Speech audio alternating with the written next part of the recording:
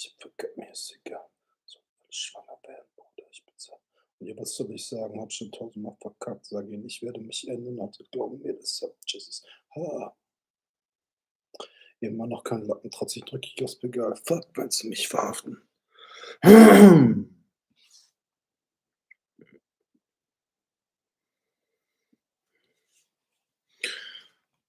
Du, du, du, du, du, du. Du, du, du, du, du. Du, du, du, du, du, du. Schwarze Locken. Mach mich auf die Socken, sie spuck auf meinen Schutz. Was für lieber.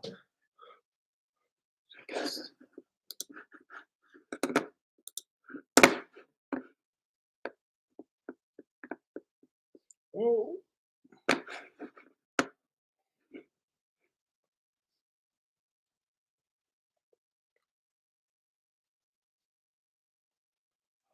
Ich hab vergessen, soll ich alle schwanger werden, Bruder, ich bezahle. Und ja, was soll ich sagen? Hab schon tausendmal verkackt, sage ich werde mich ändern und die kaufen mir das ab. Jesus. Ja, ich bin gefickt, mir ist egal. Immer noch kein Lappen. All right, what's up? How's it going? How's it going, folks? As always, I'm going to start talking about. I'm going to talk about today's topic once we hit 20 people.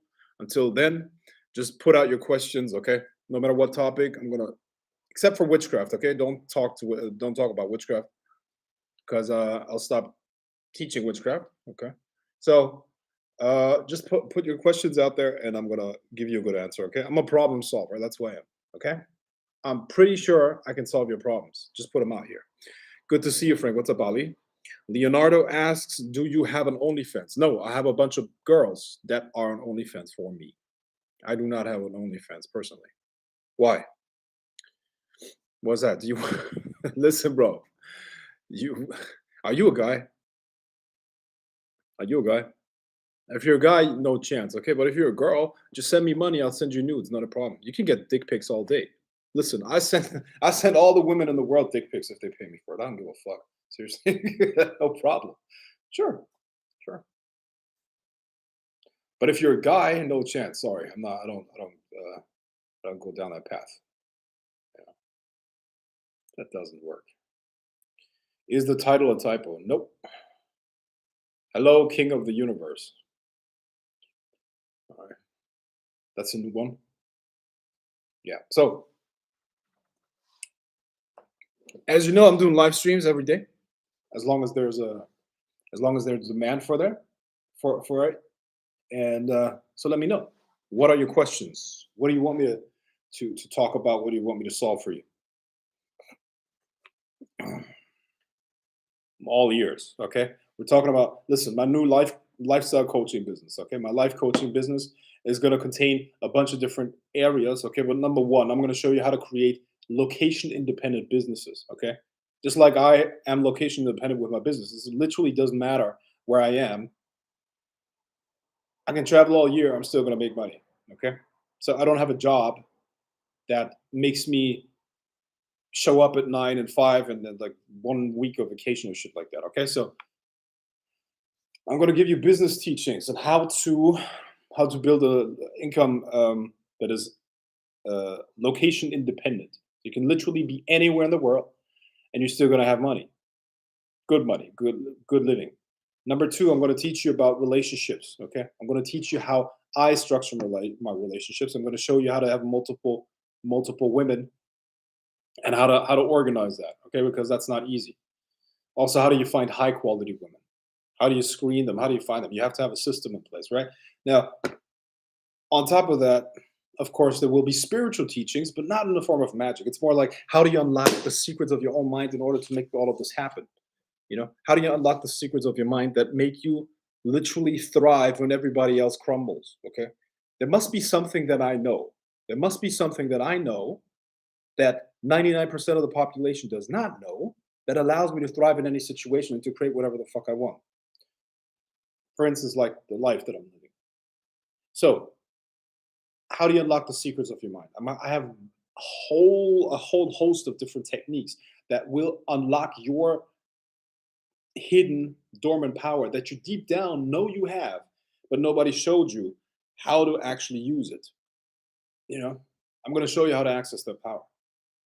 I'm also going to teach you meditation and various other things. Okay, so I'm going to completely change your life. This is a life coaching that's going to take your life to a whole different level, into the stratosphere and beyond. Learning what I teach you, you can create the life that you want. So that's what it's all about.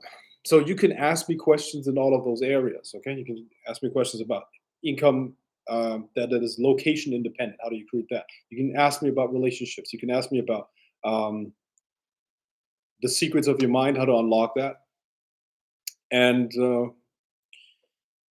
meditation and things like that. Yeah.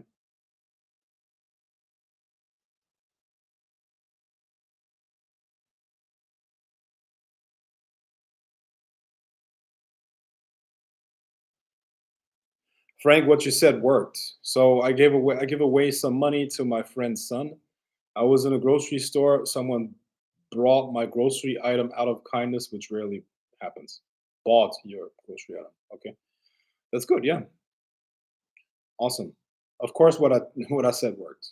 That's what I do. I speak truth and empower people. But thanks for acknowledging that.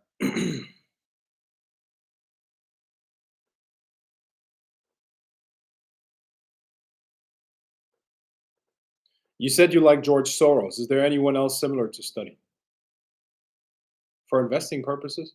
The main problem is the following, Jane. When it comes to investing, you will rarely find someone who actually puts out the process of how it's done. They will give you principles. Okay, George Soros will write something like the alchemy of finance, where he talks about the interconnectedness of the observer effect, quantum physics context, and the capital markets. Okay, so it's a highly philosophical and abstract thesis, which has a lot of truth in it. Absolutely. I mean, he's a person that has to know. I mean, if anyone knows, he's one of the guys that know, right? So yeah, it's definitely accurate what he says there. However, and even if you read something like by Ray Dalio, I'm saying that because two books of his are over there on that bookshelf. Ray Dalio's books, right? So no, three actually, three books. And those books are absolutely phenomenal. And Ray Dalio is an incredibly intelligent man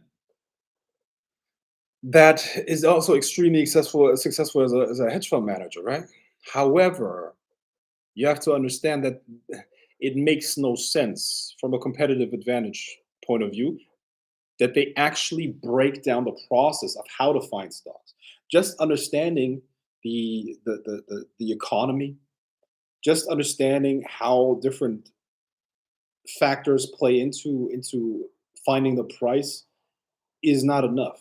You actually have to have technical skills to research the right stocks, to find them, to analyze them. Most of that is knowing the correct definition of key performance indicators, because they're not all the same. Okay, so price earnings ratio. Everybody has heard that before, right? Price earnings ratio, something that people use to determine if a stock is fairly priced, if it's overvalued, undervalued, right? And if you're a value investor, you're looking for undervalued stocks, right? But the price earning ratio is not the only metric that you can look at. Some companies that have a higher PE than others might be a better investment because there are so many different things that play a role. Let's say the economic mode. How hard is it for others to compete? So, how strong is the company going to be in the future is determined by an economic mode. Economic modes themselves are an extremely extensive topic that you need to look at. Also, how let's look at somebody else. David Lynch, for instance. David Lynch talks a lot about 10 baggers, 100 baggers, right? With, David Lynch also one of the most successful investors when it comes to that. So he talks about 100 baggers. How do you find 100 baggers? You have to have solid skills in terms of economic concepts. You got to stay up to date. You have to have a solid process. You have to know all of those key metrics, the key performance indicators. You have to know how to put them into the right context. There's solid skills that you have to develop. You see what I mean? And there's hardly anyone who teaches that. Like literally, you will not find that in a book. So even if I told you David Lynch, you can study David Lynch. Good, great books. One Up on Wall Street. He basically teaches uh, how to perform better than some hedge funds, or he basically gives you an idea on how a retail investor, okay, so a private person could do better than an actual hedge fund, which is possible. However, not without solid understanding of business itself. Investing is basically just you're buying into a company, you're buying a share of a company. You can never forget that. So you have to understand business, you have to understand the business model, you have to understand you have to at least be able to analyze the market that the business is in, you know. And the biggest mistake that most people make it they don't understand accounting. They can't read balance sheets, P&L statements. All of these things have to be learned, and they have to be at least you have to have solid skills in all of those. If you don't master them, at least you have to have solid skills. And then you will be able to actually invest, and you will outperform the market, and you can actually build a fortune on that. Like I said, I know people who have started with $5,000 or 5,000 euros actually, and they're multimillionaires, became multimillionaires doing that within a couple of years. So it is possible if you put in the work, if you have the solid understanding. The problem is you're not going to learn that in books. That's the problem, you know. Respectively, let me rephrase that. You're not going to learn that studying big investors. You should study what they have to teach. You should study Ray Dalio. You should study George Soros. You should study Warren Buffett. You should study all of those guys. However, there's a difference between understanding the overarching concepts and the actual solid business practice, which is the real factor that you have to look at. Okay, key performance indicators, P&L statements, economic modes. You have to be able to analyze a company. The good thing is once you can do that, you can also buy and sell companies, because now you can leverage this knowledge, right? It takes a while to build that up. So it's a lot. And there's nobody out there that gives you the exact process, except for what I'm been doing with the stock program. This is the exact process. We're not finished with that program, obviously. But what I've been giving you there so far is exactly what you need. When you put all of those things together, you have at the end of the program, you're going to have everything that you need to build an investor career, 100%. You know? So, um,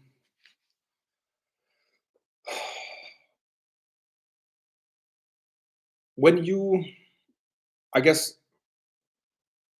I mean, I don't have to talk about the motivations of any of those guys. Let's say George Soros or so. But if you know anything about the biography of George Soros or his life, you will know that he actually wanted to become a philosopher. You know, and for him, it's way more important to be um, perceived as a philosopher rather uh, than a billionaire, right? So, and you will actually find that with a lot of investors, and generally, like, yeah, a lot of investors. Let's say the really successful ones, they all at one point want to be seen as like intellectual titans, as scholars, as like these super intelligent people. I guess money at one point becomes pretty mundane. Oh, another billion. Oh, another billion. Another billion. Right. So at that point, when they reach a certain age, they just want to talk about philosophical concepts. And it's interesting. You should definitely look at that, but it's not the solid practice.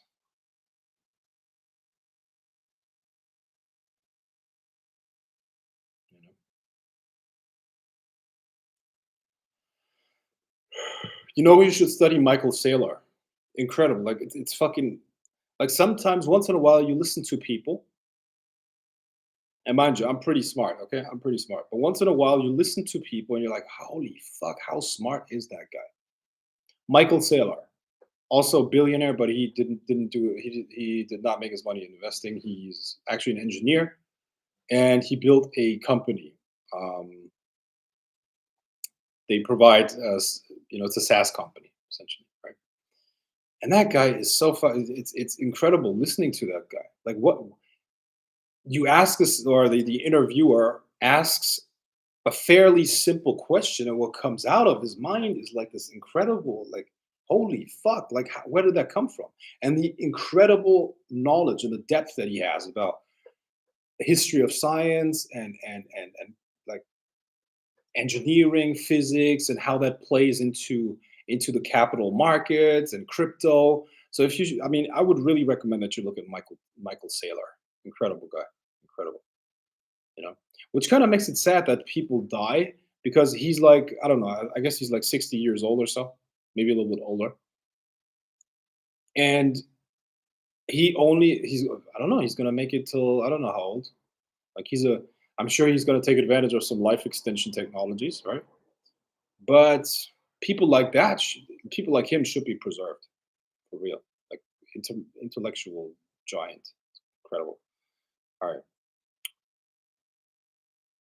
A few weeks back, you talked about using biotechnology to extend your lifespan to 300. Oh, what would be the advantages of prolonging existence in the physical body versus exiting the reincarnation cycle?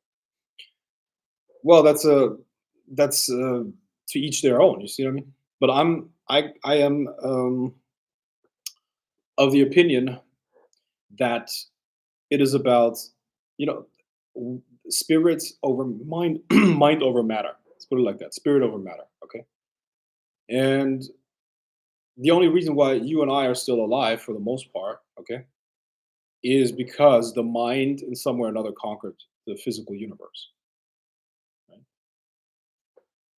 How, you might say? Well, before certain inventions, half of the population would just die before the age of 10.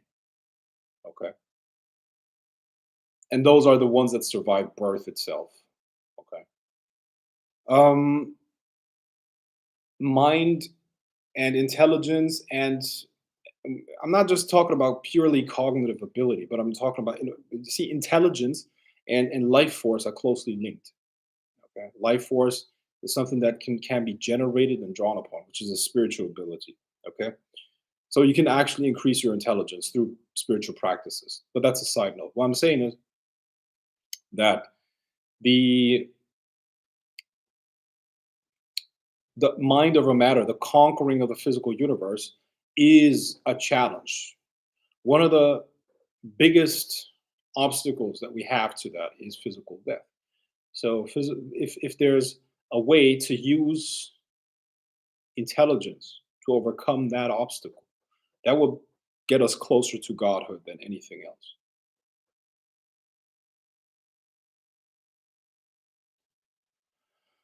You see, and this is not just. I mean, it's a real thing. I know the masses don't know about this. I know most people don't even are not even interested in that. Most people would rather watch TikTok and Instagram bullshit.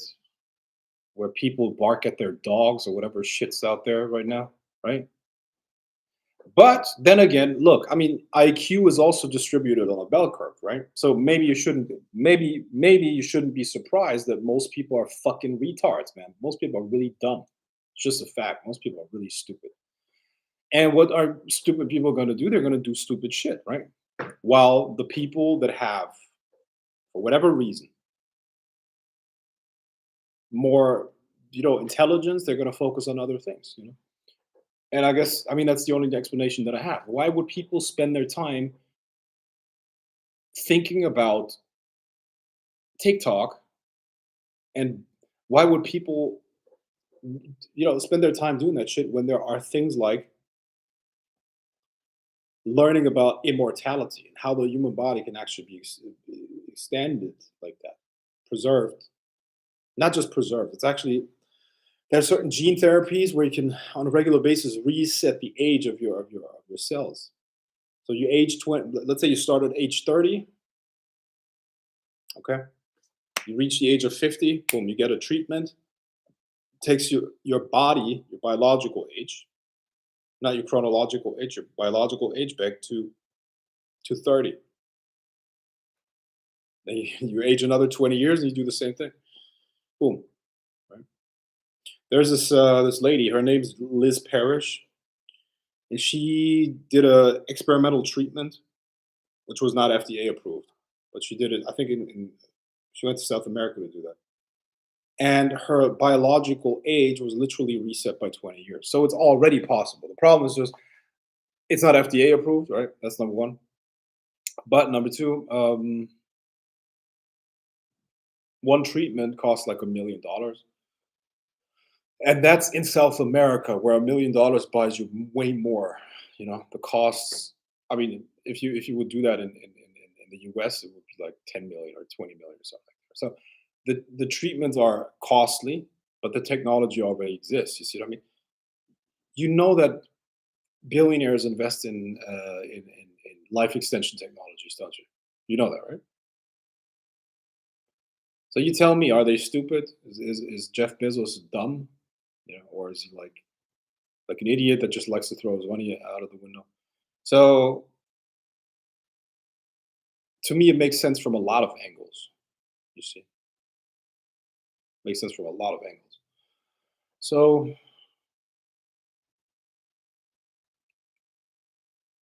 if I have the opportunity, and think about it, man, that's quite a unique point in history, isn't it?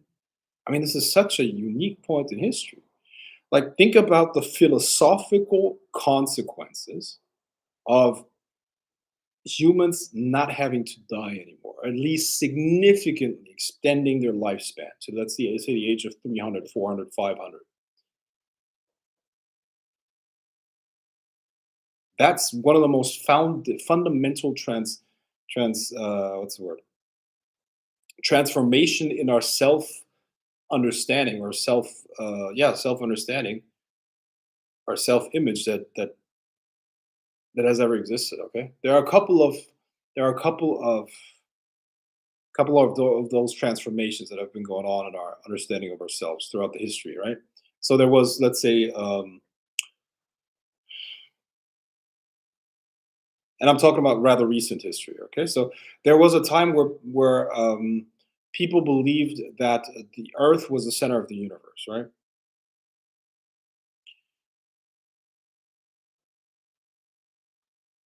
Some person was able to calculate that and find out that we're not the center of the universe. In fact, Earth is a pretty insignificant. Like, insignificant is not even an insignificant enough word to describe how lame and pathetic Earth is, really. Like, it's nothing. It's literally nothing. It's less than a speck. It's less than a grain of sand. Less than that. So that challenged a lot of people's idea about life and the universe, because wow, we're so insignificant, right?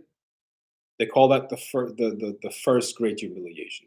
And I understand most people don't think these thoughts. Most people are literally just concerned about getting up in the morning, getting their breakfast, going to work, just dealing with their social bullshit, and then coming home. I get it. Okay, most people don't think those things. But when you look at that, at, let's say, the scientific community, people that are involved with making decisions that have implications for the whole human race, at that point, these people care about these things. Okay, so there's they call that the first big humiliation, right?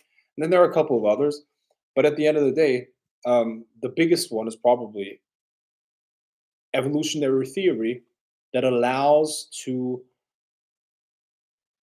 create a strong correlation, or basically like allows us to see that we're basically not necessarily descendants, but we're very closely related to primates. Okay, so we're not these little angels. At least I'm talking about the physical part. I'm talking about the physical body, essentially. Okay, so we're not descendants of angels, but we're more or less related to chimps, and we're very closely genetically related to those guys, right? So a lot of our behavior and a lot of our interactions, a lot of our like beingness is determined by that. Okay, so they call that the second big humiliation. Okay, and then somebody came around and described the mind. Okay, and he found that there's an unconscious part that runs the show. So we're not even the ruler in our own house anymore, in our own body for the most part. Okay, they call that the third great humiliation. So humanity in recent history, you know, let's say since the Renaissance till now, which is around Renaissance to now, is like let's say in the last 500 years, those were the three great humiliations. Okay, and you have to understand after the Roman Empire collapsed, there was a cut. So a lot of stuff was like large parts of the world were thrown into complete dark ages, and then lots of stuff was lost. Centuries upon centuries of complete ignorance and savagery. Okay, so it's almost as if like there was a reset, a restart in the Renaissance. Okay, that's what Renaissance means, rebirth in France. Okay, so that's what when we look at history, Renaissance means, let's say, a rebirth of culture, a rebirth of humanism. Before that was complete savagery between the fall of the Roman Empire and the Renaissance, right? And ever since the Renaissance, we had three big humiliations that changed how we view ourselves. So, for somebody who has been born in the 20th or late 20th century, 21st century, it is hard to grasp how you could think any different than that, right? To us, it's normal. Yeah, of course, we're like we're related to animals. Yeah, of course, we're like we have a subconscious mind and we have all of these things going on there, right?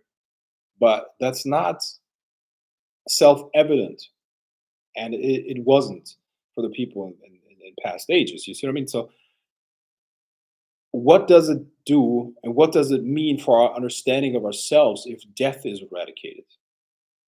Hard to fathom. I mean, what's that going to mean? What's that going to do to us when we all of a sudden don't have to die anymore? Most of the things that give life meaning because we're going to die. Life is only meaningful to a large extent because you're going to die. Right? Everything makes sense in the context of you dying, right? You know, if you're not going to die, why would you have children? And listen, I didn't even get started on the genetic technologies that are going to are coming up or already exist. CRISPR, where we're literally going to be able to design our own genome. Okay, so evolution is literally in our hands, in our own hands. You can do that on living organisms. So you're going to be able to change your own genome. You want to get taller? Okay, we're going to fix that. You want to increase your intelligence, and we got two choices. So either a small part of the population is going to have access to these technologies, and they're going to use that advantage to suppress or oppress the rest, or just going to get rid of them. Because at the end of the day,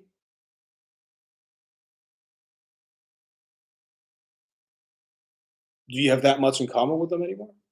You don't have anything like we use animals as if they're objects, right? Animals have no rights. Right? We eat them, we breed them, we do whatever we want with them, right? And I'm telling you, the genetic, one second, the genetic similarities between humans and cows. Okay, how to what percentage are humans and cows genetically the same? Okay, type your estimates in the comments. Okay, humans and cows genetic similarities.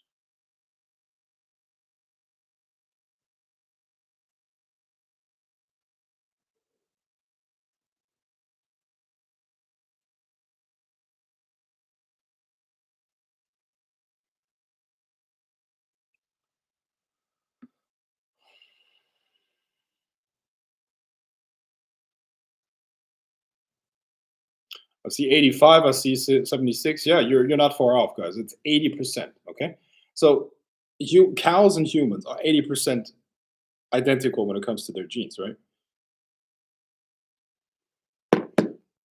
So how do we treat cows? 20%. Okay, 20%. So what if there's a group that will just change their genes to make themselves, let's say, physically stronger, resistant to all kinds of diseases, resistant to cold, heat, more intelligent, better looking, uh, super resilient, and like all of this stuff, like the best of the best of the best, right?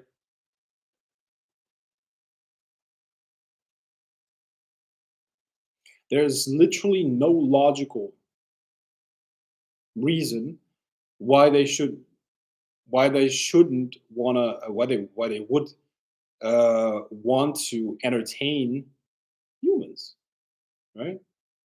When I say entertain, I mean like put up with them or put up with their bullshit. So that's one scenario where like there's going to be a small percentage of humanity that's going to have access to all of that stuff, and they're going to use that and going to refine themselves into like this new superhuman type of creature, right? A new species essentially, right? And humans are going to go. Homo sapiens is going to go the way of the Neanderthal, right? Now let's look at how closely we were related to the Neanderthals. Okay, humans, Neanderthals, genetic humans, Neanderthals, genetic similarity. Woo! Holy fuck! There you go. Neanderthals are 99.7%, not similar, but identical to humans. 99.7%. Have you heard that? 99.7% identical to humans. Okay.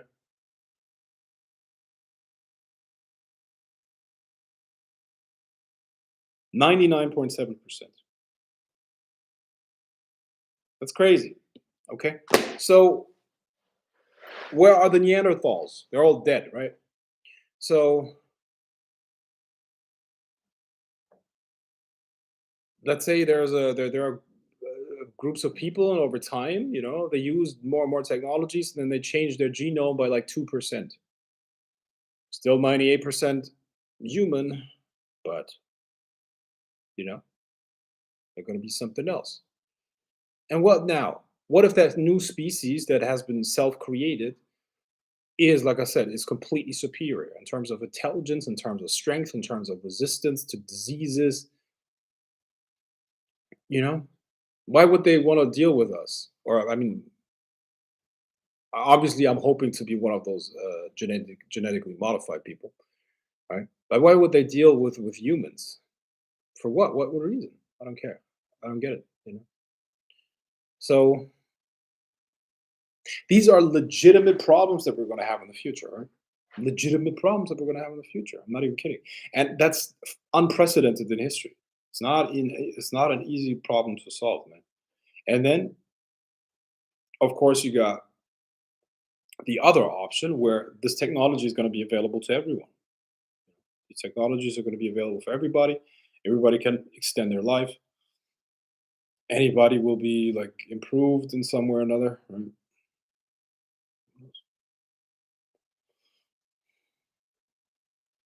But then again, empathy is also a genetic trait, right?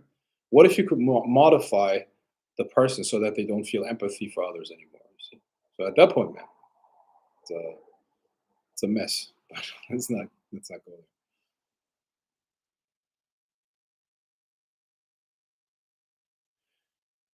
Frank, when someone is refusing to hear a factual explanation from you, no matter how much detail you go into, holding on to complete lies, how would you get them to wake up, listen, and learn the truth? My friend, this is one of the biggest problems that we face in this world, not just among individuals, but as a society. So here's the thing, man. Here's how it works. Let me show you that.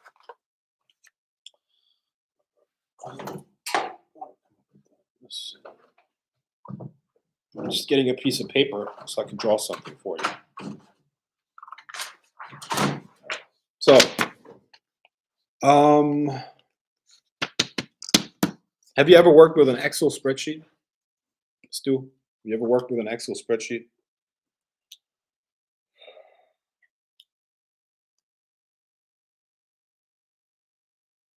No. Okay. Uh,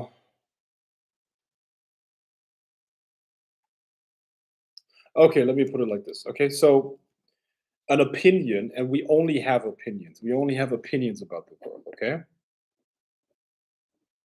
An opinion comes about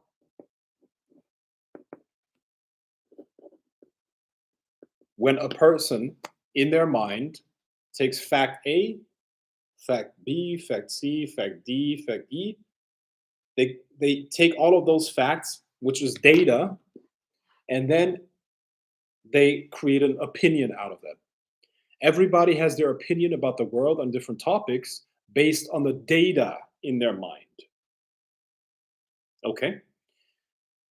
You have to understand that this computer, which is your mind, is always calculating correctly. The calculations are flawless. However, if you feed wrong data to the calculator, you're obviously going to get stupid bullshit. Garbage in, garbage out, right? That's what programmers say. Garbage in, garbage out. So the problem is not the person or their mind, because listen, even the stupidest person on this earth has a very, very, very advanced computer that is calculating for them. All right. So when you talk to a person, you never argue with their opinion. Why? Because if you argue with their opinion, you're attacking their ability to deal with the world, to calculate truth or to calculate data to deal with the truth. So if somebody attacks your opinion, they're attacking and doubting your ability to survive, and you will not be able to deal with it. And that's why people resist an attack on their opinion, because for them it's self-evident. Like, look, this is the fact. Boom, boom, boom, boom, boom. Now the problem is they don't know the facts, or they have wrong facts. You see what I mean? So even if you have 10 correct facts and then one wrong fact, it's still going to give you an incorrect opinion. Does that make sense? So here's how you deal with people. You never attack their opinion, ever. What you do is you ask that person, just so I understand. Okay? Do it exactly like I said, like I tell you right now. Okay? So some person tells you something that's really, really stupid. Okay?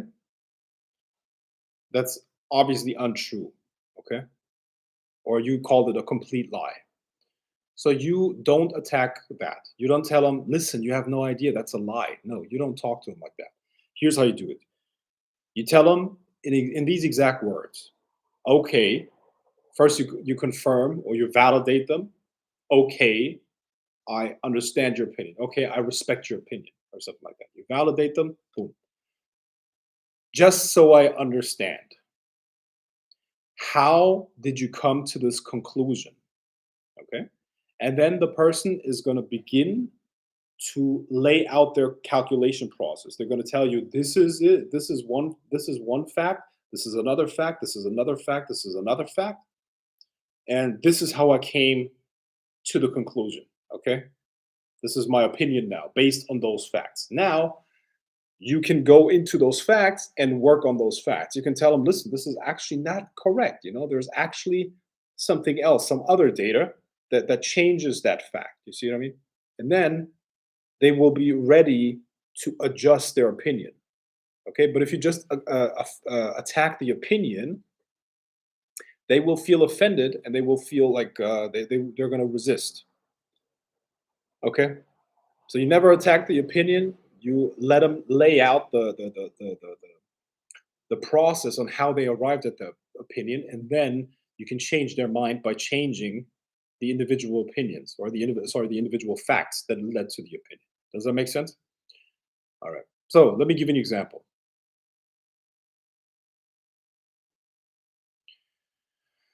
Let me give you an example. Okay, what would be a good example?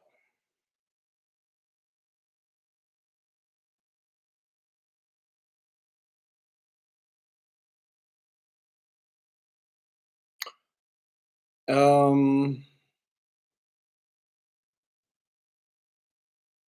I mean, I'm sure you can make up an example yourself. You see what I mean? But let's say what would it be? Okay, girls don't like guys with bald heads. Okay, that's the opinion now, right? Girls don't like guys with bald heads. That's the opinion. Now, obviously, that's bullshit. Okay, so you would then ask that person, okay, thank you for that opinion. I respect your opinion. Just so I know how you came to that conclusion, please tell me how you arrived here at that opinion. Then the person's going to tell you, well, there was this one day and I walked up to a girl and she didn't like me, and before that she pointed out my bald head. And then another thing is, yeah, I once saw a group of girls making fun of a bald guy, and then blah blah blah, and he's going to give you like a story, right? And then you're going to tell him with the first argument, well, okay, this is actually really not true because I've seen many bald guys do very, very well with women. And, hair is not that important and all of these things. So the bottom line is you can go into individual things that they consider facts. You can change that around. And this is how you can change a person's mind. Okay. This is how you can change a person's mind. But never directly attack their opinion because they're not going to listen. They aren't going to listen to that.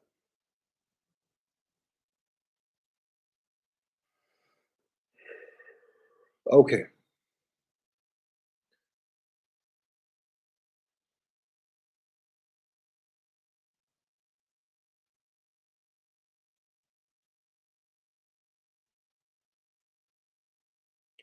The 2011 movie In Time plays with this concept. The main plot of the film is aging has stopped after 25 years and time is used as currency.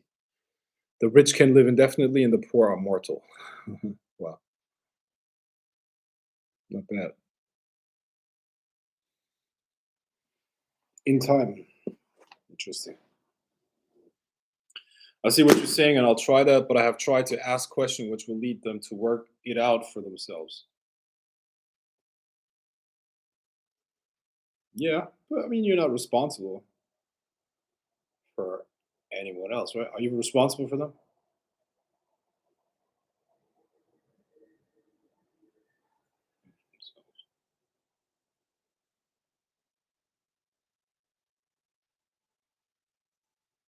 Time, time, time, time, time.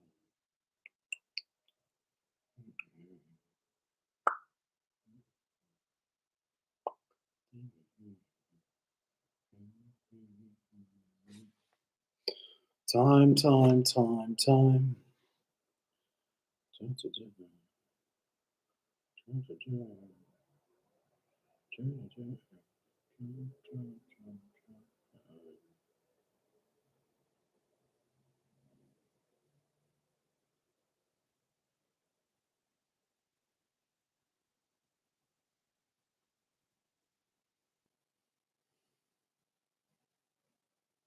No, but their thoughts are a big deal. Okay. Yeah. Yeah. I mean, it would help me if you could tell me actually what your relationship to that person is. But if you can't, that's fine too. No problem. Time, time, time, time, time. Time, time, time, time, time. All right, Frank. What made you have tough skin? Was it that when you went through in your magical journey, or did your dad raise you to be tough in life? What made me have tough skin? You know, testosterone plays a big role in that. Testosterone is literally one of the. It's not just a hormone that helps you build muscles or anything. Testosterone is also something that regulates your neurology and how sensitive you are and how you respond to different situations. You see what I mean? I've always had high testosterone. Maybe that's the reason why. Also, um, you need to go through resistance. You know, if you want to build your body with muscles, you have to put pressure on your on your on your body. If you want to if you want to develop thick skin, you have to be exposed to psychological pressure. That's it. And that's it. And I've been exposed to a lot of psychological pressure all my life. Absolutely, definitely,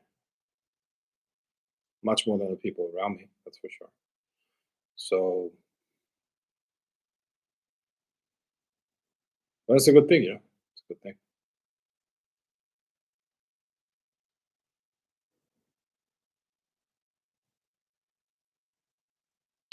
We've had very, very good times. You know what they say, you know, good times create weak men. Weak men create bad times or hard times. Hard times create strong men. And we, in the last, you know, 30 to 50 years, we've had extremely good times, believe it or not. Yes, we have problems, but those problems are nothing compared to what they were facing in the past. So, um, you know, that's why a lot of people are weak, I guess.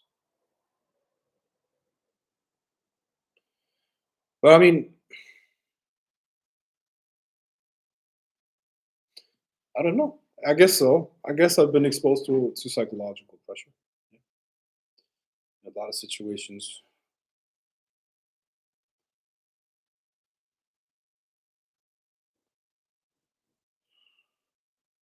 But there's also genetic component to that. Actually, I've a couple months ago, I did a detailed gene test. Okay, so it didn't just lay out my ethnicities, which made me find out how mixed I actually am, which I didn't even know. I'm like all over the place, man. I'm the only things I don't have are Native American, and I don't have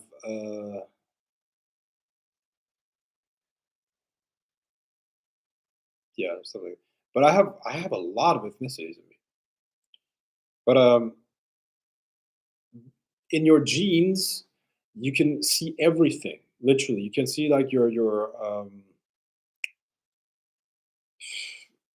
resilience to stress. You know, how neurotic are you, and so on and so forth. You see, so I'm very low with all of these things. Okay, so I'm very not neurotic.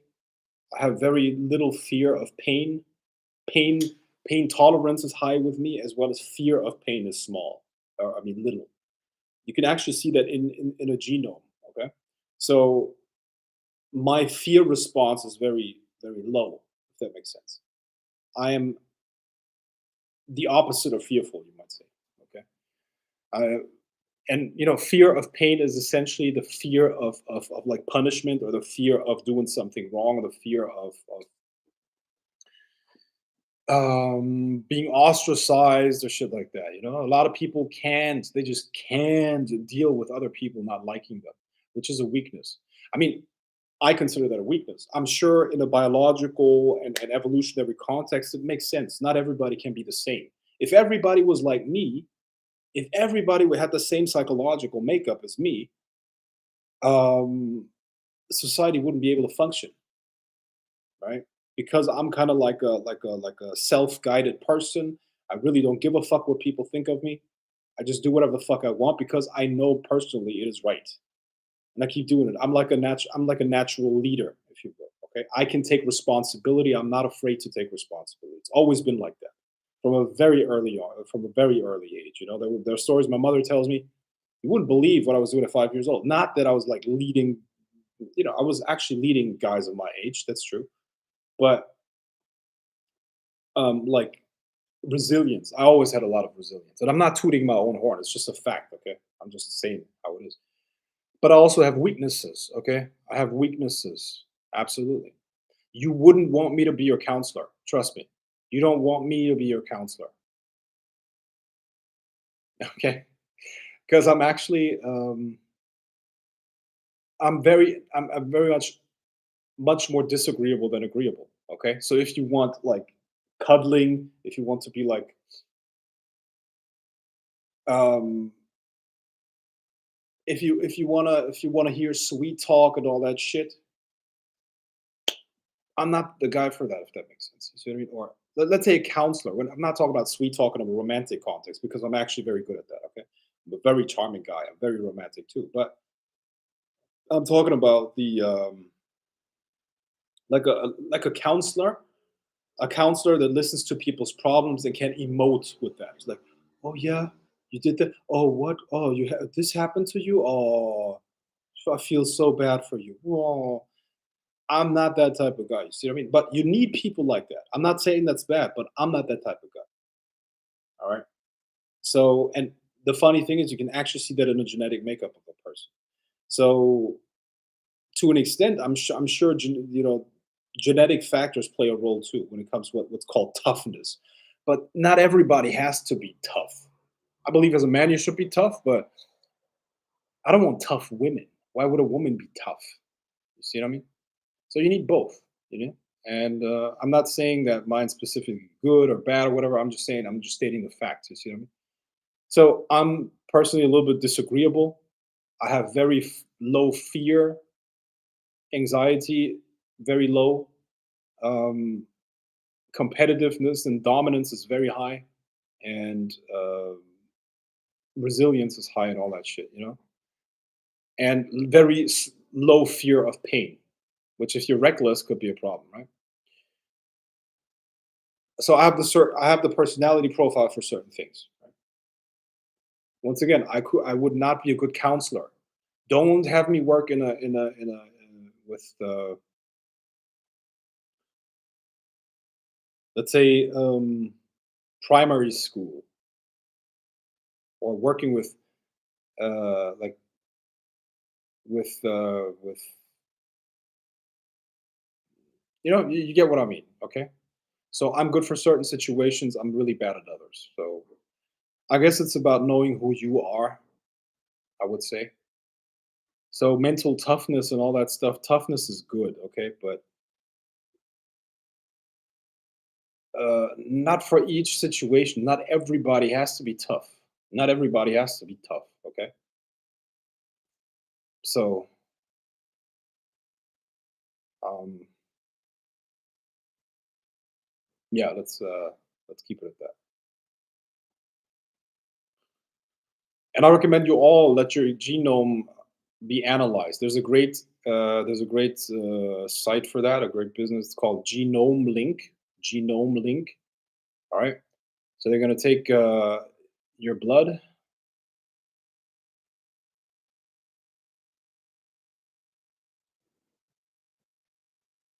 and they're going to analyze it in very, very much detail. Frank, you're good at verbalizing people's feelings and problems, understanding what people are going through. Yeah, I'm also extremely intelligent. That's also what uh, is partially, but I mean, there is absolutely a genetic component to intelligence. Absolutely. Now, of course, it has to be stimulated and and developed. So the environment plays a part as well in your in the development of your intelligence, especially like the first 7 years are extremely important. So if you're in a intellectually stimulating environment, you're definitely gonna be able to come close to your potential when it comes to intelligence. And there's also genetic components. So what is the raw material that you're working with? You see what I mean? So that's definitely a effect.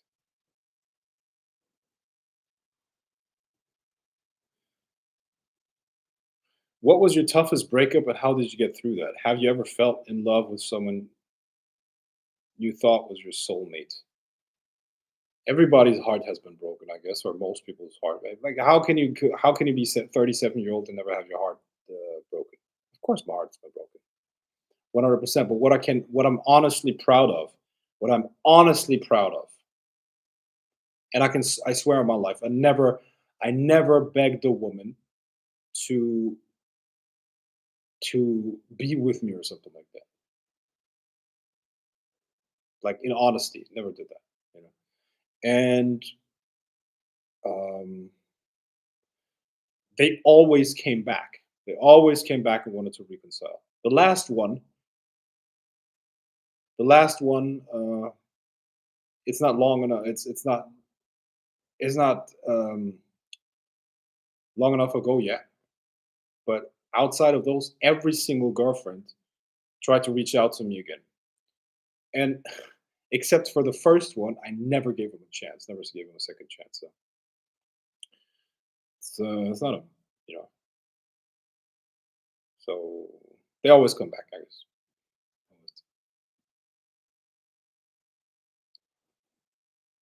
What was your toughest breakup? And yeah, they were all tough. They were all tough.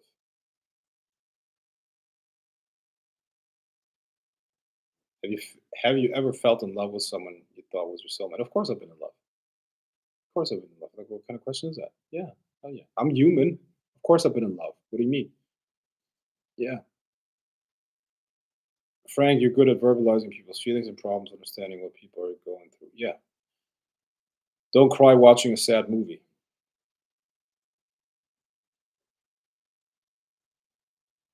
Hmm.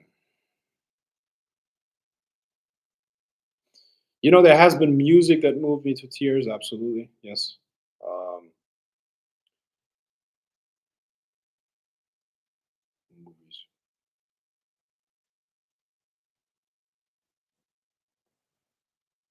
Hmm. The last movie that made me cry. I'm sorry. I don't really have that many soft spots. What do you mean? I'm sorry. Like, of course, I have human emotions. What do you mean? Like, yeah, but of course I feel. Of course, I have the capability of crying, but that's not going to change anything about what I do. You see what I mean? So I think the difference is that I don't let the emotions make the decision. See what I mean? I absolutely do have emotions that you have too, woman, but I don't let the emotions make the decisions. You see, I'm able to shut them off. Uh, I still feel them, but I act the way I have to act. That's how I am. I don't beg people, but they all beg. Yeah, okay. Well, I had a girl try to come back to me a while ago, but I didn't want her back. Didn't work out the first time. Won't work the second time. New woman. Pronto. Yeah.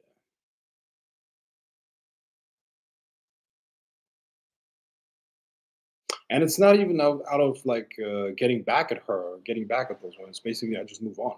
I really just move on. I really do that. Yeah, I mean, life has to go on, right? What are you gonna do? Just gotta keep doing what you do. My sister's keeper is a tearjerker. Most of the movie theater was in tears. My sister's keeper. Is it? Oh yeah, okay, chick flick. Okay, good.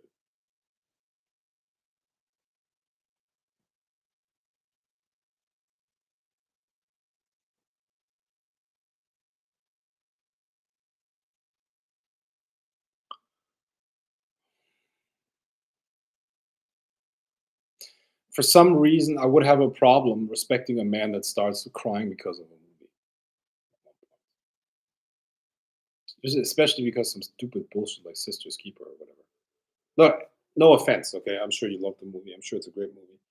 But imagine a grown fucking man sitting there watching Sister's Keeper, which is probably some liberal bullshit, you know, some Hollywood propaganda. And a grown man sits there and cries, "No, it's a movie. It's a movie." Mm.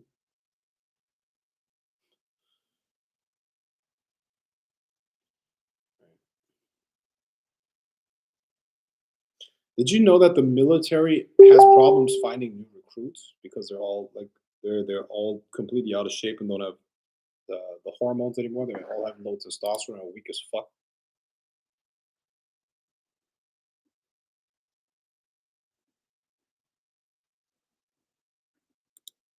Yeah. My dad didn't cry because he said he already been through it in real life. I don't even know what that movie's about. But guys, let's ask questions about important things, okay? Let's ask questions about something that helps you. You want to improve your life, right? You want to improve your life? Let's go. Let me help you. Let me solve your problems. Let me solve your problems.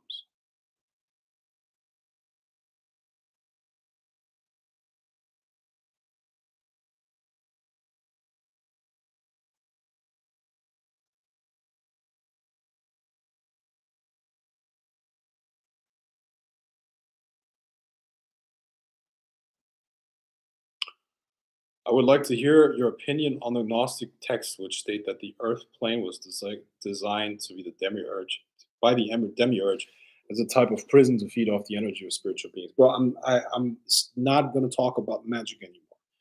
And Gnosticism is what you're basically talking about here. I'm not going to talk about that. That is no longer what I talk about. I'm a life coach. I talk about how to create location independent income. I'm talking about investing. I'm talking about how to build a relationship with multiple women, and also spiritual stuff, which is essentially unlocking the secret abilities of your mind, plus meditation, and maybe some energy work. But that's it. I'm not talking about Gnosticism. Uh, Frank, when you told me one time to basically toughen up, that helped me a lot.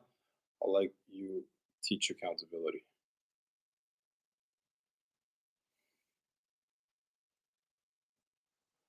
Yeah, for sure. I mean,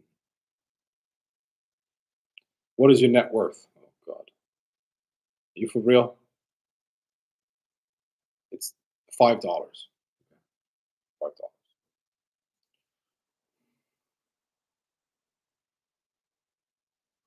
Let me ask you a question, Ben. How do you calculate net worth? How do you calculate net worth? How do you calculate net worth? Hey, Frank, is motivation a real thing or is it all highly developed discipline? Yeah, motivation is definitely not reliable. I would not rely on motivation at all. Something that comes and goes, whether you're motivated or not, you still got to do the same thing. So you have to learn how to discipline yourself rather than motivate yourself. Absolutely, because the only thing that gives you what you want long term is discipline, consistency. Consistency is the result of discipline action. Right? So mm, it's that's it. Motivation is bullshit. I don't believe in it. Any advice on manifesting? Currently working a project with insane potential. It's as within, so without. If you can make it to your real, if you can, sorry, if you can make it real to your inner world again and again and again and again, many times throughout the day, eventually you're going to have the external result. So it is as within, so without. You got to control your inner world first.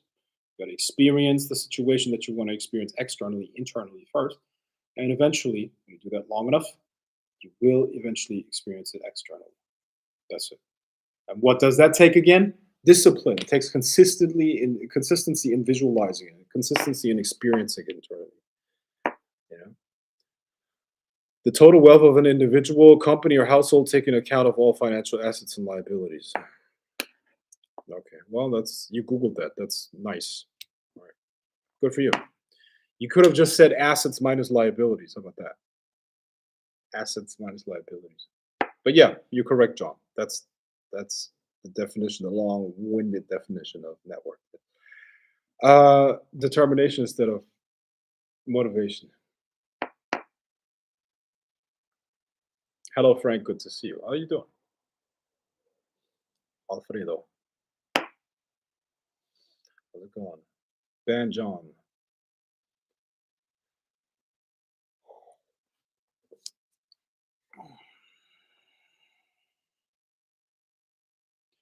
Ben John, why don't you ask me a random term? Why don't you ask me a random term and see if I know what that means?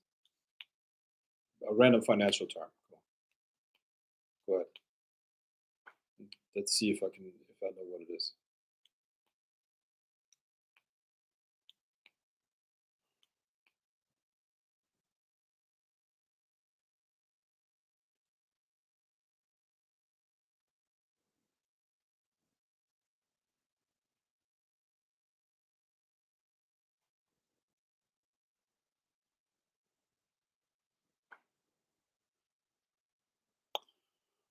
Okay, do we have more questions, guys?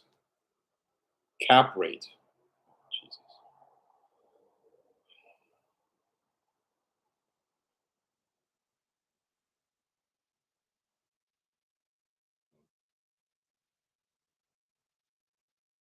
Let's make it a little bit more complicated. Okay.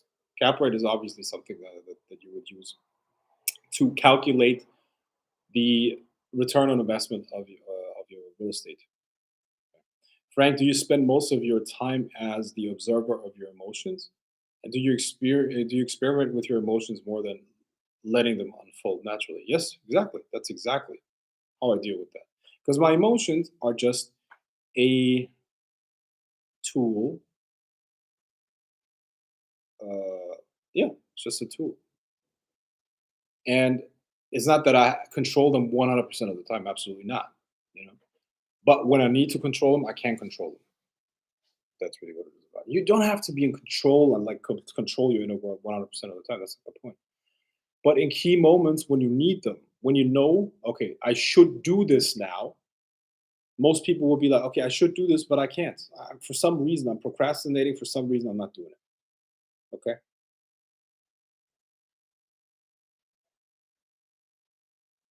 So in those moments, you got to be able to control your inner world in order to get it to actually do what it is that you wanted to do. Frank, at what level financially will be okay for someone to buy designer items like sports cars, designer clothes, and luxury vacations? At what level would be a dumb decision? I mean, it's up to anyone. You know, it's up to anybody can decide that themselves. But in my opinion, I mean, you got to spoil yourself from time to time. But uh, you know, I mean, if they make sense, yeah. I like to wear expensive. I like to buy expensive suits. I like to do that, and they're also an investment at the same time. You know what I mean? So that's a good idea. There's no general rule for that. Do whatever the fuck you want with it. Okay. Just make sure that you don't that it's not more than 10% of whatever you have. If you spend your money on something, any one item, it can't cost more than 10% of the money that you have right now. Okay, any specific meditation that you would recommend for higher awareness? Currently, do a chakra aligning one, looking to add another one.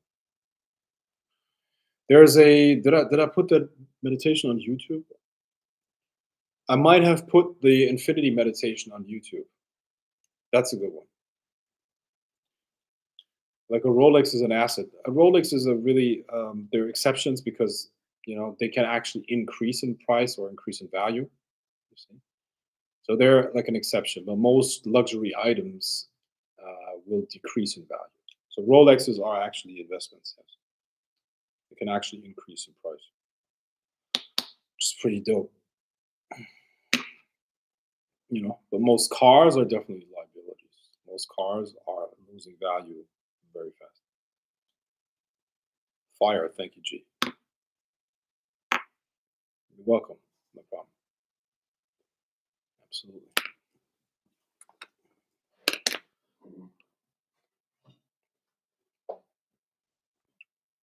See, the thing that I value the most is freedom. Freedom is my number one value, and my whole life setup is focused on that. I don't want to own that much because when I own something, it owns me, and I become like I can't be held down if that makes sense. The more you own in terms of physical stuff, the easier it is for somebody else to control your life. You see? So um, let me look. Rather recently, I started to restructure my life. That's why I'm going to move to Dubai and all these other places. Okay, so but I'm basically going to be an international traveler, right? And I wrote down how I want to structure my life. I'm going to read it to you so you know how I'm going to structure it. Okay, so here is what I wrote down. Here's what I wrote down. After my last relationship ended and I finally had the freedom to do whatever the fuck I want, right? Because I don't have to think about somebody else. Okay. Remove recurring expenses as much as possible. Take this to an extreme by minimizing ownership of material things which depreciate in value and store them centrally in an affordable storage facility which you own. Live on demand, meaning rent what you need on a daily, weekly basis, wherever you want, whenever you need, with an on-demand upgrade or downgrade of lifestyle. Own real estate, but don't occupy it. Don't carry physical things of value with you. Your value is in the clouds, meaning it's all digital, okay? All my businesses are digital, all my assets are digital, or at least not physical, like stocks, or even the businesses that I own, the business shares that I own, they're not physical. Be able to move the vast majority of your belongings wherever and whenever you want. Don't have a fixed base. This is liberty and strength and freedom. The world has changed with the internet. Your mind needs to flow. Okay, your mind needs to do that as well. We're moving into a new time where this is the new currency. The more freedom a person is going to have, the more rich they're going to be. If you are rich on paper, but you have all those car payments, you have all of this bullshit, but you have zero freedom, you're nothing. Yeah, you're still a slave. Okay, you're still a slave. But guess what? Let's say you have a seven-figure income, you have assets, you have passive income, and you have nothing that forces you to be in one place at any given time. You can just go wherever the fuck you want. What sounds better to you? I can settle down when I'm 70 years old, when I'm 60 years old. I can still like settle down in one location and like have my like white picket fence and all that shit. You see what I mean? But now I'm a man in his prime, bro. I'm a man in his prime. I need my freedom and I need to be all over the fucking place. This morning again, like I was this close to go to Paris today. This morning I woke up. I slept only like 4 hours and I woke up like, what the fuck am I going to do today, man? Do I really want to? Because I can work. I could have worked in Paris. Okay, I could have just gotten a hotel room and work and go to Paris and work there and you know talk to some French bitches and eat dinner there. Also have friends in Paris. I could have done that, but I decided to stay here. It's because I'm talking to lawyers and accountants right now because I'm moving, my residence over into the Arab world. So that takes a lot of focus right now. Takes up a lot of time. Also, I should be in Amsterdam next week. I should have been in Amsterdam next week, which I'm not going to be able to do. And after that, I should have been in Berlin, which I'm also not going to be able to do, but all for a specific goal, because at the end of the year, I'm going to leave Germany, right? So to me, freedom is the dream. Freedom is the biggest value. I want to be able to do whatever I want, whenever I want. I want. I don't want anyone to have control over me. See what I mean? And that's the biggest value that I have, and that's money. Money is freedom. Money is not showing off, you know, at all. Money is, for the most part, an intellectual concept. I said it yesterday, I think, but the more you understand a certain topic, the less it is able to control your life, and the more you control it. The better you understand something, the more you control it. So money is just energy. When you understand how to attract, how to distribute, how to accumulate energy, you will also be able to accumulate money because it's just economic energy. Okay. So businesses, and I said that in many live streams before. This is nothing new. I'm just repeating myself right now. A business, or whatever you want to consider that, a business is just a way of capturing economic energy. And energy must flow. You know what you guys forget is that people love spending money. How do I prove that? Where's your savings, guys? Where's your savings? Most likely, if you're a normal person, you hardly have any savings. I think the average person has less than $30,000 in their bank account, if that. The statistics in America, which are very similar to the statistics here, are 75% of all people live paycheck to paycheck. Why is that? Because people love to spend money. Why? Because money is energy, and energy needs to flow. So people will get rid of that energy. You just have to find a way to capture that economic energy, and to then create a system that keeps it flowing, but in your under your control. You see what I mean? That's the whole game. It's not complicated. It's really not. I gave you examples of the business that you could build. Is they bringyourexpect.com, find a pain point which makes somebody want to give you their money, and boom, you got a business now. So something that captures economic energy for you. You can build that on autopilot. You can create multiple ones. You can create multiple income streams like that, and then you create a system where it's constantly flowing, funneling, but under your control.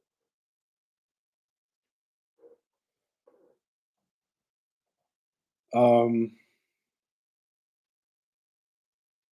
you were referring to the cosmic mind meditation? Nope, nope. I was referring to the infinity meditation.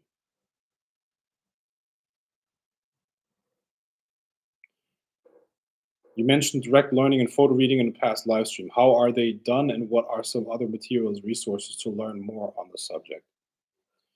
The founder of photo reading is Paul Sheely, so you could watch his videos maybe on YouTube. He's written a book too, one that I'm sure of. He might have written more. I don't know. Paul Sheely. I can actually teach you photo reading. I can also teach direct learning.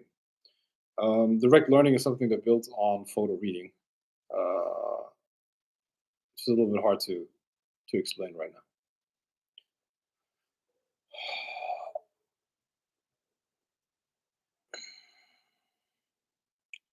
What is the best way to start a business and get the right paperwork together, i.e., business license, when there isn't a fixed address?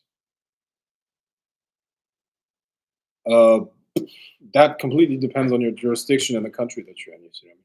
It's really hard to say. Really hard to say. I don't understand why people buy things they don't need, like another car, when they have one already, they know they can't afford. Well, there's a Pareto principle. Sorry, not the Pareto principle, but the Parkinson law.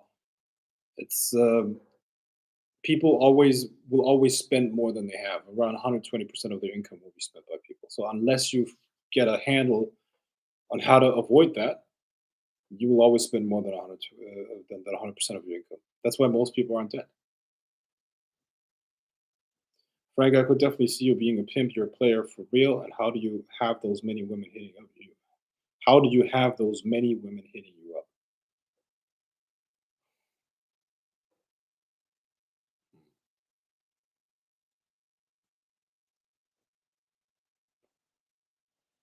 How do I have these many women? Listen, that's not how it works in reality. Okay, it's not. Listen, if I wanted to be out the game and not be bothered by any woman, all I have to do is just you know stay out the game. So not engage with them anymore, not talk to them, not seek them out. You see what I mean? That's the beauty as a man. If you don't want to talk to women anymore, you put on blinders and you just live your life. A woman cannot do that. A woman, if she's in any way, shape, or form attractive, even if she's a six or so, people some men are gonna hit on her. Well, okay, with a six, that's like hard, but unless she's like not super ugly, some men are gonna hit on her. So a woman cannot take herself out of the game. She will be approached, she will be hit on, she will be like talked to. Social life is completely women for men versus women versus men versus women. A man can just take himself out of the game and completely focus, and I think that's good. If I wanna play the game, I just start approaching women and I get into the flow, and then I get numbers, and then I keep talking to them. Blah blah blah blah blah.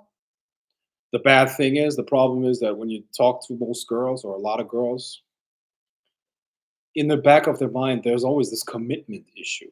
It's not that I have problems with commitment. It's not that I have problems with commitment, okay? But listen, how valuable is that really? Most women are like, "Man, if you want to get in my pants, you first have to like be my, I want to make sure that you're committed." That's the great thing about younger women. You will always hear this bullshit stuff. I mean, this bullshit relationship stuff. I'm ready for a serious relationship now. I'm ready now. I've had my fun. You will hear this from women that are approaching 30 because they have like they have a sense of their attractiveness dwindling away. So they know they can't play games anymore. Now everything's serious, right? Everything's serious. So that makes older women very unattractive to me personally. A lot of other guys, they might like that, because they can't do it. But I can still fool around with 22-year-olds, 23-year-olds, not a problem. And girls at that age, they're more nonchalant. They don't care. They can have fun because it's like whatever. Right? But as soon as they're like above 25, 26, they become really serious about it. It's like, oh, my girlfriends are getting married now, and what about me? I want to get married too. Blah blah blah. You see what I mean? So you got to adjust your game to the age group that you're dealing with. Also, what phase in your life are you in right now, and what are you doing with your life? You already know how I think about this whole topic. So right now, look, I'm just out. Just came out of a relationship. I was not exclusive. I had still had like other women, but nothing serious. There was one woman that I was seriously like involved with. Right. Um, right now, I'm not in the mood for that. I really don't. I don't really don't want to have other things to do. So if I'm getting involved with a woman right now, it's only for like I know that it's going to end soon, and I'm not going to lie to her. And the best way, I'm not going to listen. A 30-year-old woman is not going to want that. She's going to be like, no, I've had my fun. I want serious things now. I've had my fun. Serious relationships only. It must suck really bad to be a woman, man, for sure. It's like, wow, it's all this pressure. Sometimes I really feel bad for women because on the one hand, and listen, I hope this is not offensive. I'm not trying to be an asshole here, really not, because I'm really putting myself into the shoes of a woman right now. It's not easy. It's not easy because on the one hand, society's telling you to be like promiscuous and it's okay. You can have like this and that and the other, right? And then at one point, you really have to find the best guy and you know make sure that he's like yours, and that he doesn't fool around with others. You got to make sure that he's like loyal to you and all this stuff. It's really complicated in this day and age. It's super hard, I think, for a lot of women, I guess. And the thing is, that's why they often settle for guys that they actually don't want. The funny thing is, if you meet a lot of women that are married, they're not married to the guy that they actually wanted initially, because the guy they wanted initially, they couldn't tie down. They couldn't tie him down. So they went with the guy that was willing to give up everything, his freedom, his affairs, his everything, just to be with her. So he got married. That loser, right? So he got married to her. And now she will she will not she will know that she's not with the best guy that she could have been. And that's like a paradox for women, you know. On the one hand, they're attracted to the bad boy, they're attracted to the player, they're attracted to the guys that the high value guys that do whatever the fuck they want, right? But on the other hand, they want those guys to commit and show beta behavior. It's basically this the controllable alpha male. That's what they want. They want an alpha male that they can control, which is kind of like a paradox, okay? Because if I'm gonna do real shit in the world, I gotta be a caliber of a man that is hard to find. That means if I'm not afraid of the fucking government, I'm definitely not gonna be afraid of you, girl. Okay? Like, what are you thinking? You think you can control me with your manipulations and your stupid ass games? When I'm dealing with real stuff, you see what I mean? So the type of guy that they would want, they can't control. You see what I mean? So women have this like problem. They're like stuck. On the one hand, they're attracted by that guy, but they can only control this loser or this beta. So a lot of women end up marrying the guy that is easy to control, and that's why they treat him like shit, treat him like doormats. They really do. I've rarely seen a marriage where the man was treated well. You see, and when I say treated well, I mean he was basically a shadow of his former self, a total like no man dreams of that, you know. And yeah, that's a problem for the women. That's also why you know what you also see a lot? Single mothers that are that are looking for someone to get married to.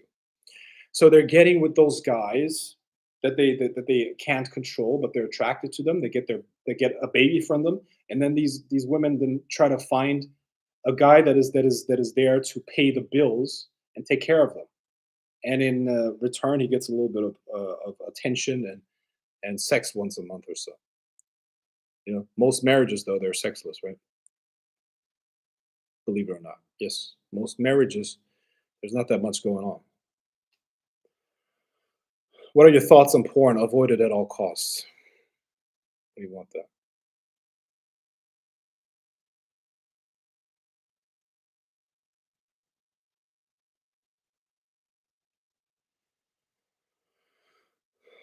Hey, Bronze Donald, your sorcery. If a particular spirit is constantly in your thoughts, does that mean I'm not talking about spirits anymore? I'm not talking about magic anymore. Stop asking these questions, guys. Thank you. How did your family feel when they found out you were a successful business owner? Did it make them proud or inspire them? Inspire them. They ask for money. That's what they do. I gotta pay. I gotta pay their fucking bills all the time. And listen, if your mom tells you, "Hey, I need money for this," what are you gonna do? You say, "No, no, of course." I'm like, "Yes, mom, no problem." Boom. Yes, mom, no problem. I just tell them, "Yes, no, you know, no problem." That's what's gonna happen. They will want money. People will want money from you all the time. If they know that you're successful, that's when they're gonna call you. It's like, "Oh, hey, can you have money?" And I'm fine with that. It's not that I'm complaining about it, but somebody's gonna have to do that. Someone's gonna have to do the job, right? So I guess I'm the guy to do that. Or some men are never in the game with how weird of social or socially unaware they are about women.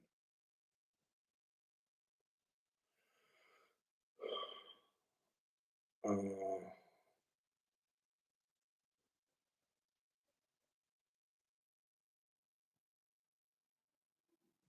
Okay.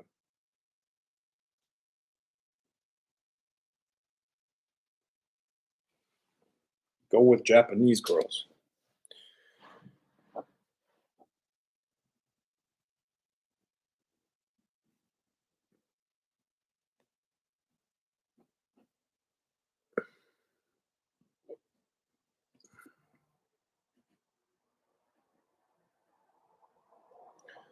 Frank, you're a good man for doing that to your family. You have a good heart. This is my duty. What do you mean? What do you mean? This is like good heart. That's like the bare minimum. What kind of a man does not take care of his family? What are you talking about? I'm gonna say no, mom. I'm not gonna pay your bills. I'm a grown fucking man. Of course, that's my job. That's what I'm supposed to do. I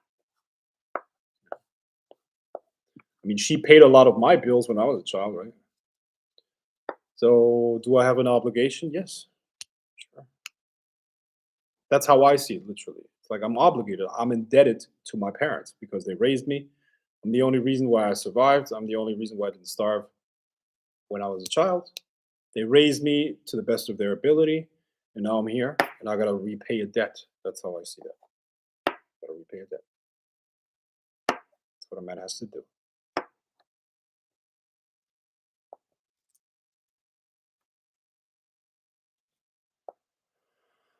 Besides that, she gave me life. How much is that worth? She carried me in her body for 9 months, and then she gave birth to me.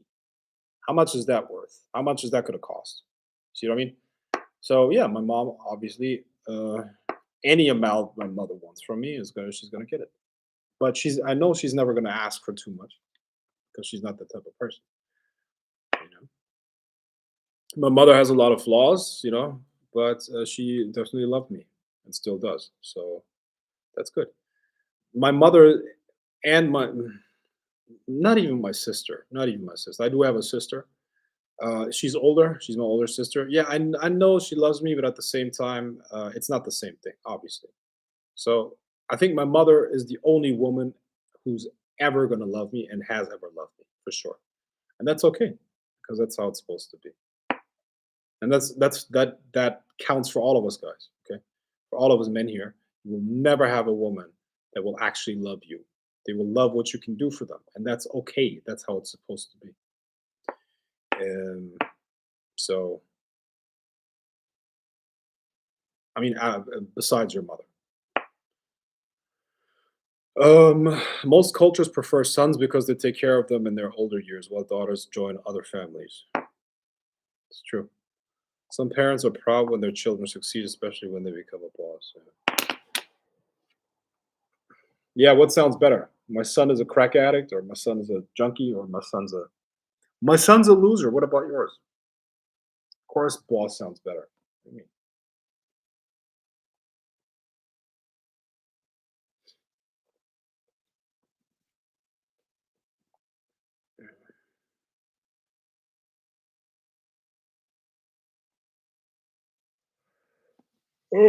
uh, uh. Keep them coming. With the biotech coming in the future, do you think modifications will affect how our physical bodies interact with our spiritual ones? Yes. See, the physical body is a tool to train the spiritual body. The abilities that you pick up here physically, you can transfer into your astral body. Okay. Go to the page about the afterlife path work. You will see the connection between the two. I wrote it actually. I wrote it out in the text there on my website. Afterlife path work. It shows you on that page what the connection is. It's a pretty long text, but you got to read yourself through it, and we'll show you the connection there. So yes, if you enhance the abilities of the physical body, it's also going to have an effect on the spiritual body as well, for sure.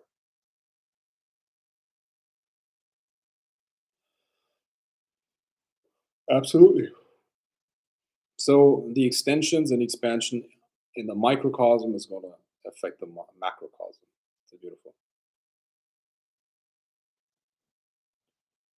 Okay, guys. So I'm going to wrap it up now. If you want, listen. Tomorrow is going to be Saturday, so we're going to have Saturday night gender fight. Okay. Now I'm gonna go live if enough people want to actually see me there. So I need 10 yeses. I need 10 yeses for me to go live tomorrow. Okay, so please go type in yes if you want another live stream tomorrow, and if you want to do Saturday night gender fight. 1, 2, 3, 4, 5, 6,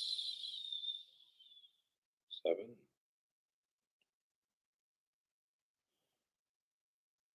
8. Come on, 9.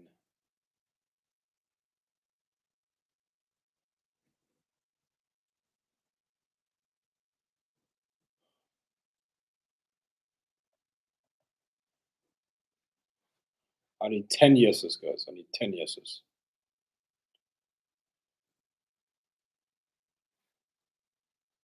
If you want to see another live stream tomorrow, I gotta see 10 yeses. Otherwise, I'm not gonna do one. If you wanna see another live stream tomorrow and Saturday night gender fight, okay, now we got 10. All right, okay, so I'm gonna go live tomorrow. Exactly, that's the spirit. I balance. You know, I'm bringing the red navy. It's over for you, ladies. Us men will decimate and won't cap you, and we won't capitulate. Yeah, exactly, guy. I need you. I need you guys to step it up, man. I need you guys to step it up for real. Okay. You need to. You need to. You need um, to bring back the ladies from their high horse. Okay. So I'm counting on you. Counting on you. See you tomorrow. Peace. Hold on. Somebody says, "What are the rules?" Well, just roast each other. You just roast each other, and you can comment whenever you want. I'm going to repeat that. I'm going to talk about that tomorrow. Saturday night gender fight. Peace out.